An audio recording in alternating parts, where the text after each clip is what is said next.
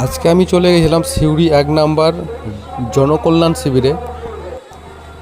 সমগ্র পশ্চিমবঙ্গবাসীদের কাছে গুরুত্বপূর্ণ আপডেট, জনকল্যাণ শিবির আরও একদিন বাড়ানো হলো। লাস্ট ডেট ছিল 17 জুন, সেটা বাড়িয়ে 18 জুন করা হয়েছে।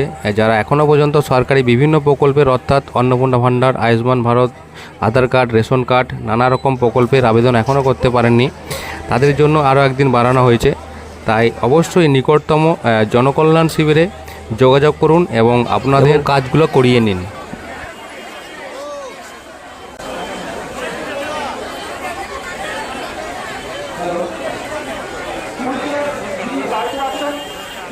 আমাদের যে বাচ্চা মেয়েটা পাওয়ান ছিল তার মা এখানে এসে নিয়ে গিয়েছে।